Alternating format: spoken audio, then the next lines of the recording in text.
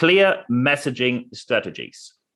Your company probably has an interest that the messaging you deliver is unambiguously clear. However, you know that easily there can be an issue if only you get one word wrong. And today we have an international keynote speaker, someone who runs his own business, someone who not only appeared on numerous business channels, someone who I saw speaking at numerous conferences, also someone who appeared in the New York Times and spoke at university, for example, the MIT or the Harvard University. Hello and welcome, Bruce Turkel. Hello, thank you. Thank you very much for taking the time, and I'm getting straight into the topic. What is the reason why we still, even with large corporations, have these communication hiccups where they send out a message and people just don't understand what they're saying? How is it possible that stock exchange listed companies where hundreds of smart people look at messaging and they still get it wrong? How is that possible? There's a number of reasons, but the two most prevalent ones, one of them you just mentioned. Hundreds of people, hundreds of smart people look at messaging. You have hundreds of smart people, you have hundreds of opinions.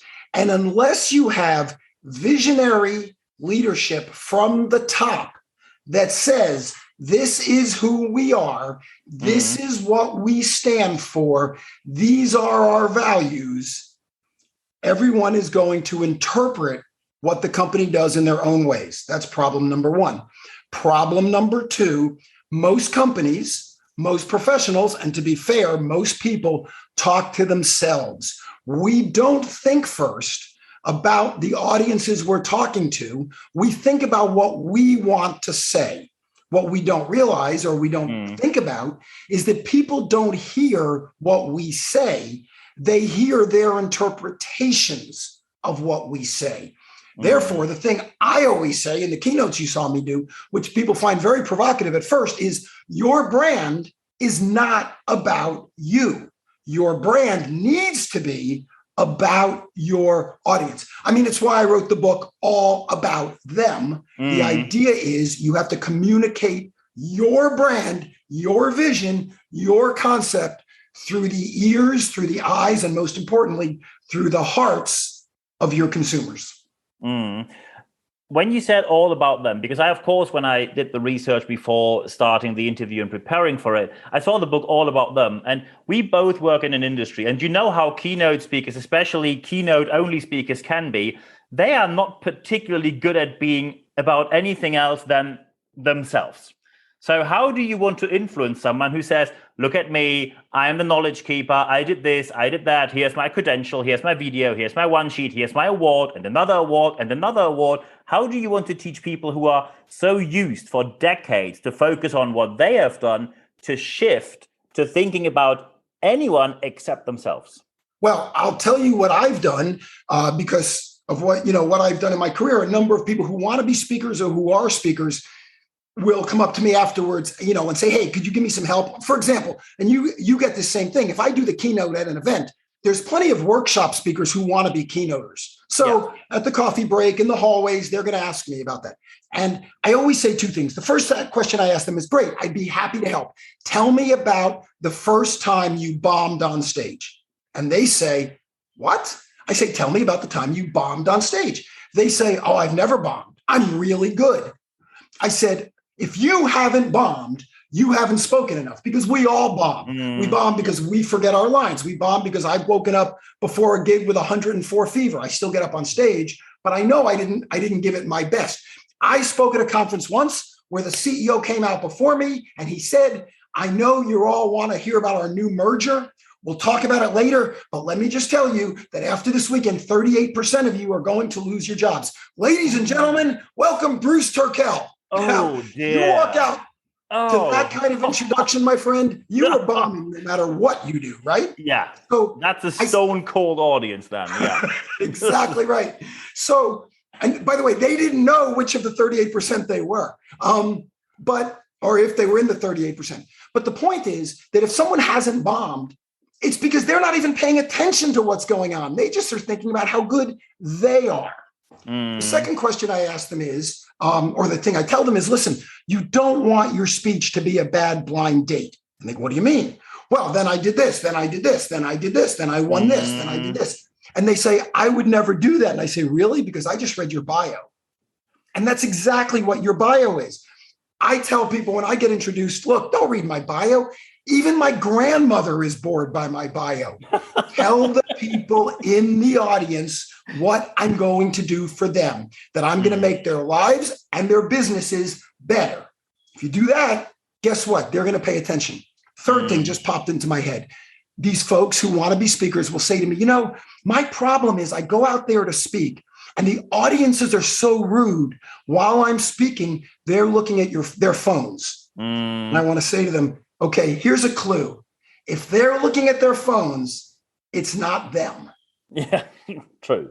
Yeah. So probably when I look on my phone, maybe I take a note, but sometimes I take a note, but normally when I look at my phone during a keynote, it just means the speaker is too boring.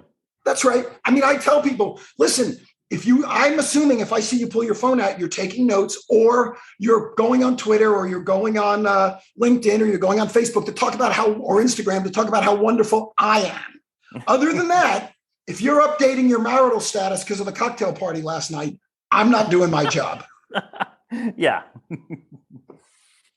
absolutely. So when we now talk about building a brand, and let's say, of course, we now talked about speakers, we have larger organizations, and you had a very successful agency by yourself and still run it. When you try to build brand values, and often people talk about brand values, when I only mention the word brand value, the reaction I get, and that was the reaction I also got during the preparation for this interview, people immediately react the following way. They say, look, brand values, they change every 4 to 5 years when we have a new CEO. Then management sits down, and then we have all these posters all over the place, mission, vision, value.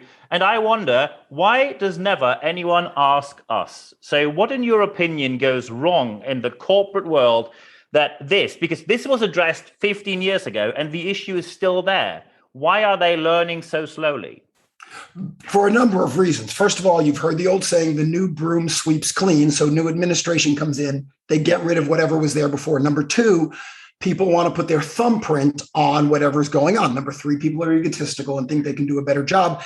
And number four, if a CEO, a CMO, a COO says, wow, everything that's going on is great, I'm just going to continue it, what they are saying in their minds is, boy, the former administration did a great job. But if they come in and say, look at me, all this stuff you guys have done is wrong, but watch me fix it, then what they're saying is they're important. Let me use an example, though, of how it actually should work. In fact, one of my favorite brands, and you'll appreciate this, is BMW. BMW in 1972 started calling their company the ultimate driving machine. Now, in 1972 in the US, they sold 3 cars. I don't mean 3 total, I mean 3 models. They sold the 3.0, they sold the Bavaria, the 4-door, and they sold the 2002, the little 2-door coupe. That was it. In 2021, they have a 1 series, a 2 series, a 3 series, a 4 series, a 5 series, 6, 7, 8. I think they have a 9. They have an E, they have an I, they have an M. They did an amazing ad. It was a TV ad, and it showed one of their off-road, their SUVs, the 4-wheel drive. And it's barreling along on a dirt road, and it says, at BMW, we don't make SUVs. And then it shows one of their sports cars, the Z4 or the Z8 or something, top down, zooming on the Autobahn. It says at BMW, we don't make sports cars. And then it shows their I model, the electric car.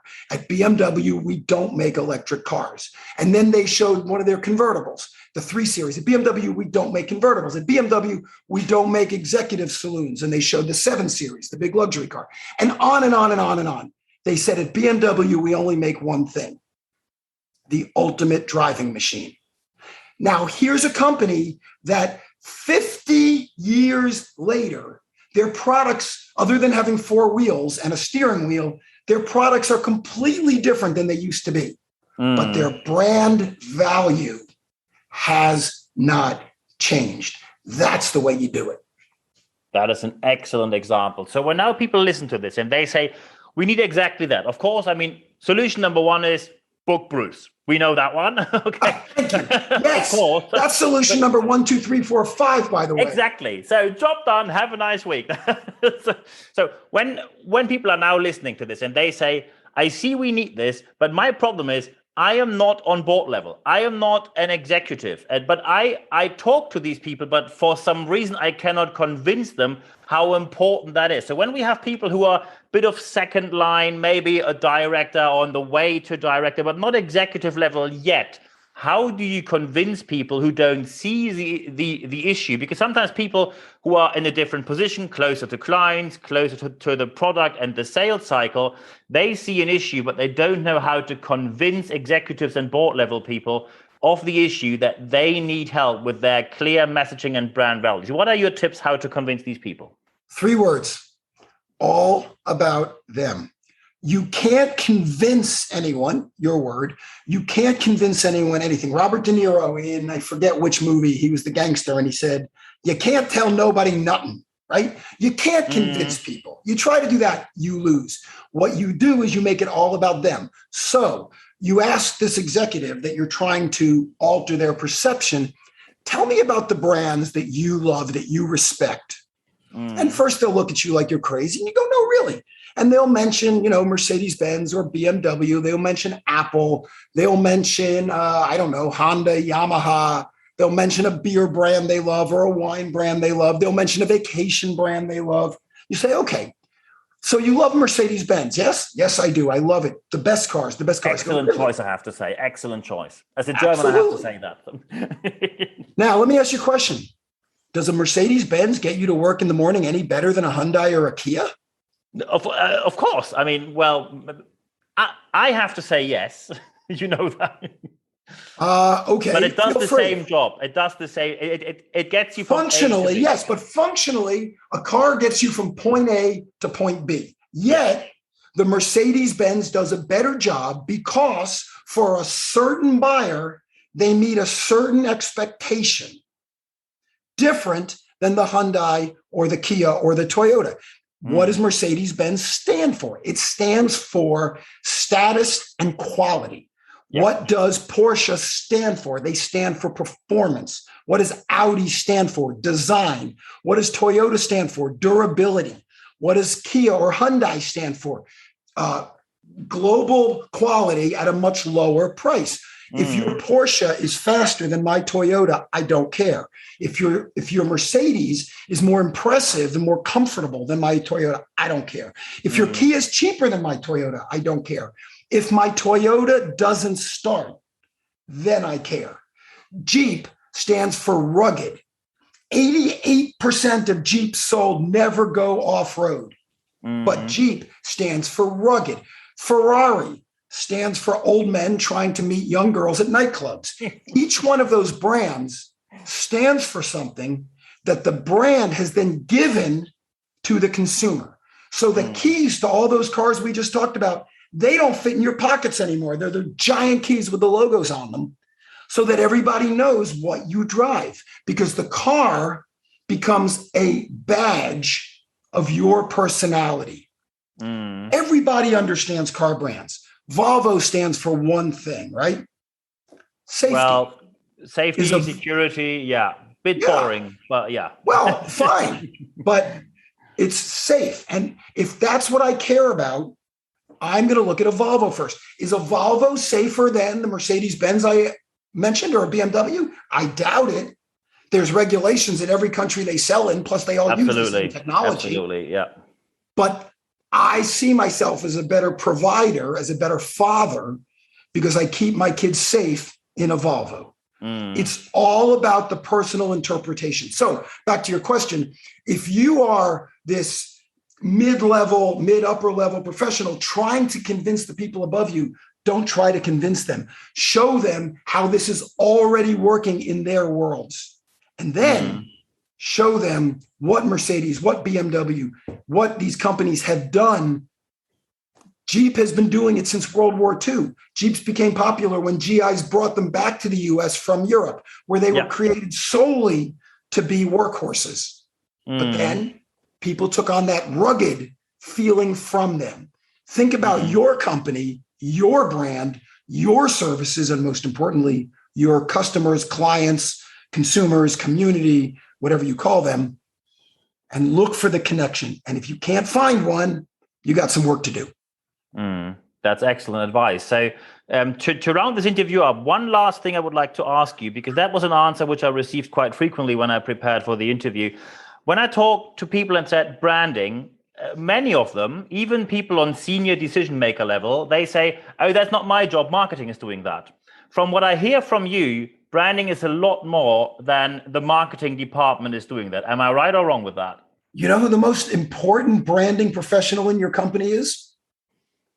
C-level, probably, CEO. The receptionist. The person who answers the first face to the customer. Of course, the person, and that might be metaphorical. If you're a retailer, it's the person behind the counter, right? But the receptionist talks to more people every day than the CEO talks to in a month. If your people go home and they don't know what you guys stand for, you got a problem. Here's an easy exercise. Go to work tomorrow, next week, whenever, and ask every single person in your company that you interface with, hey, what do we stand for? Don't value judge, don't make a face, just write down what they tell you.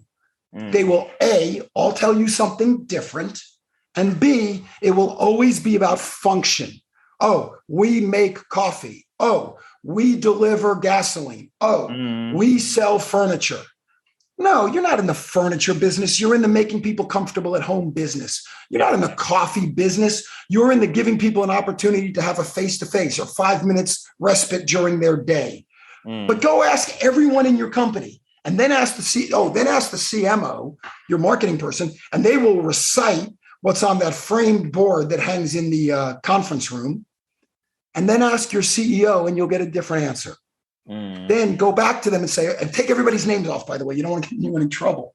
But just say, look, I spoke to 45 of the 80 people we have in headquarters. I asked them one question: what do we stand for? I got 45 different answers. We have a problem. Absolutely.